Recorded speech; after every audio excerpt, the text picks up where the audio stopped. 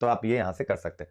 अब देखिए बड़ा अच्छा टॉपिक आ गया, मैं अक्सर चर्चा करता रहता था, मुझे बड़ी प्रसन्नता भी हो रही है कि कौन सा प्रश्न मैं चर्चा करता रहता था 2019 में जो यूपीएससी ने पूछा था कि फ्रांस धर्मनिरपेक्षता के भारतीय उपागम से क्या सीख सकता है, यानी फ्रांस भारतीय धर्मनिरपेक्षता की उपागम में अप्रोच से क्या सीख सकता है, यानी इंडिया का जो सेकुलरिज्म है उससे वो क्या सीख सकता है।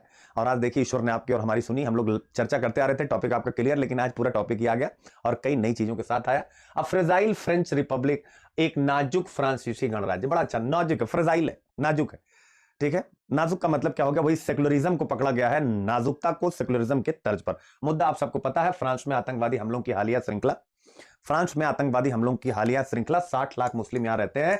और जो फ्रांस के राष्ट्रपति है मैक्रोन, उनका स्टेटमेंट जिसमें उन्होंने कहा इस्लामी आतंकवाद शब्द का इस्तेमाल किया, इस्लामी आतंकवाद शब्द को इस्तेमाल करने के कारण विश्व में प्रमुख इस्लामी नेताओं ने उनके अगेंस्ट में एक लामबंदी दिखाई, उनके अगेंस्ट में विरोध प्रदर्शन शुरू हो गए।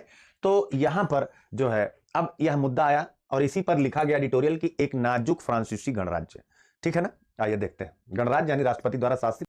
सारांश क्या है, अब एक शब्द आएगा, इसका उच्चारण जो मुझसे बन पड़ा मैंने किया, आप अपने ढंग से कर लीजिएगा। ये एक वर्ड है, कहा गया भाई लैकिटे, LAICITE, लेकिन ये फ्रेंच वर्ड है। ये क्या है, लैकिटे, एक फ्रेंच वर्ड है। अब आप अपने ढंग से इसको, मुझे यही उच्चारण मिला तो मैंने लैकिटे, मैं इसको समझाता हूं। अगर इतिहास का कोई स्टूडेंट होगा तो जब आप फ्रांसीसी क्रांति पढ़ते हैं तो आप अच्छी बुक पढ़ते हैं तो उसमें लिखा है, मतलब बुक की स्टार्ट ऐसे होती है कि फ्रांसीसी क्रांति फ्रांस की पुरातन व्यवस्था, और ब्रैकेट में लिखा होता था पुरातन व्यवस्था के साथ, क्योंकि मेरा इतिहास आशिया रिजीम, क्या लिखा होता था, आसिया रिजीम।